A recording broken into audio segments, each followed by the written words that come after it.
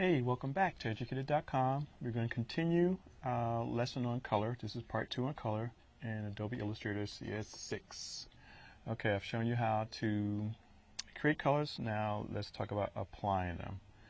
Okay, so now I have my colors here. And as I showed you last time, whatever color you selected here should show up here.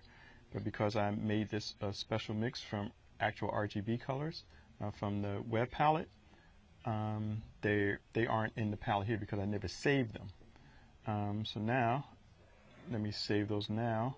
And I have two options. I could have saved that as just a swatch by itself here under New Swatch. So if I just click New Swatch, here's a CMYK color. And why is this still appearing in CMYK? It's because I'm in CMYK preview, because when I initially created, I was in RGB. So it converted everything to CMYK. Okay.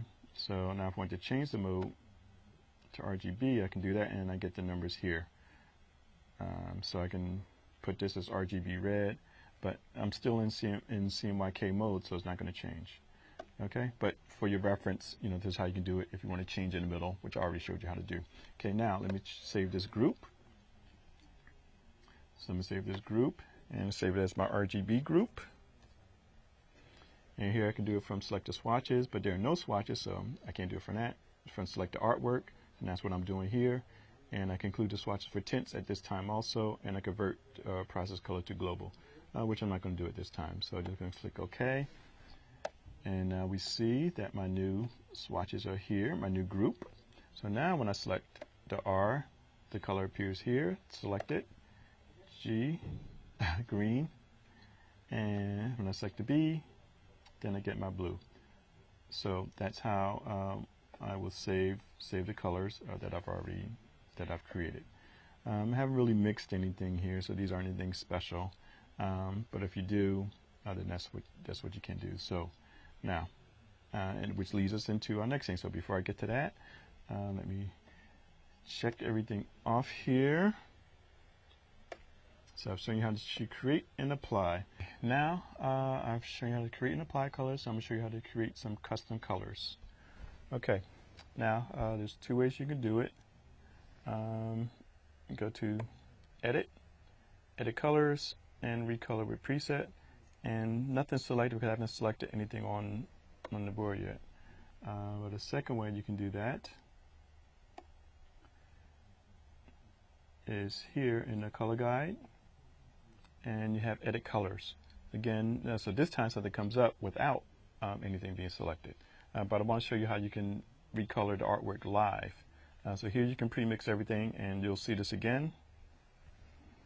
Okay, so now I'm going to choose my two objects.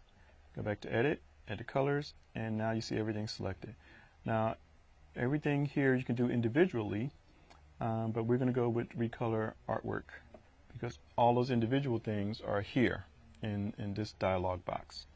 All right, now let me move this to the side so you can see what happens. Now the yellow color is selected as the main color, so that's what everything is going to be based off of.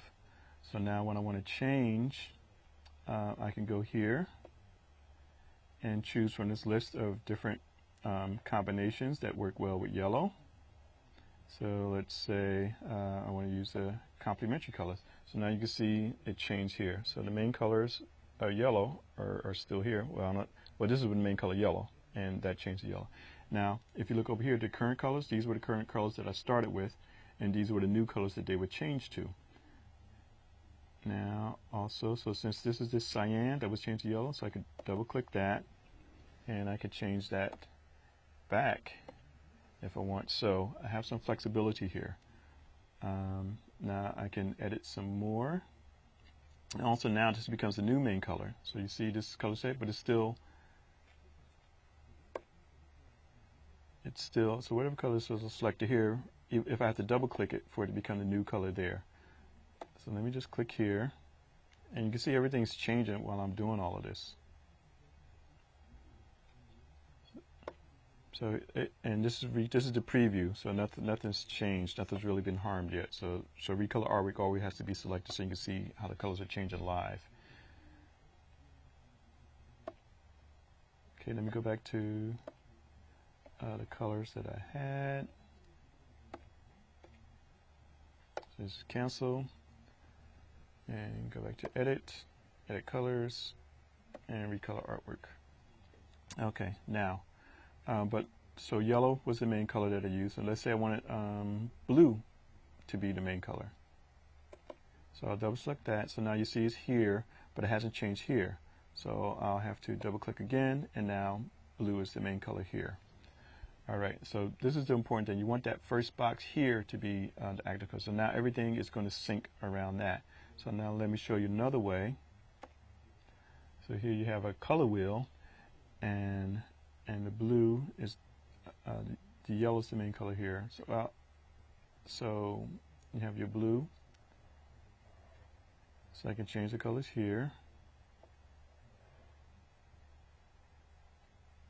And there are a few different ways I can use a spectrum, which is steps to have it, or I can use these color guides here, but this should pretty much suffice. Okay, now also I can change, right now I can change the darkness. So now if I want to change these colors, I can pull the darkness in, or go back to light to dark.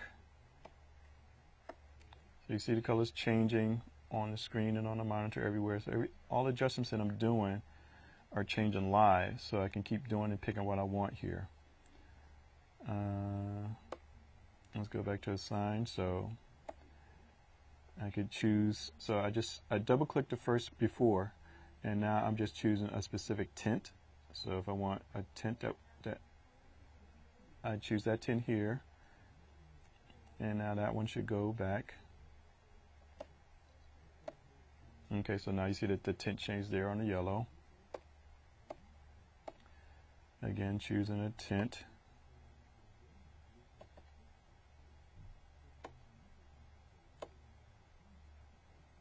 And that's not much of a tint there.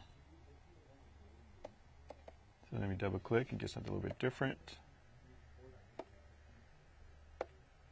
Okay, so you see you have some flexibility of changing. Okay, so this is how you can do recolor your artwork live using live colors, and also you see your color groups appear here that I created or that you would create. Okay, so this is how you recolor your artwork. Now, once you've selected these colors, you want to save them. So now I have these custom colors that I have, and I've already shown you this. So let's say I want to save this one color here. So I go to my swatches, new swatch, and I'll save that as, instead of the CMYK name, I'll just save it as new custom. Again, pick something that's more identifiable that you remember. Okay, so now my color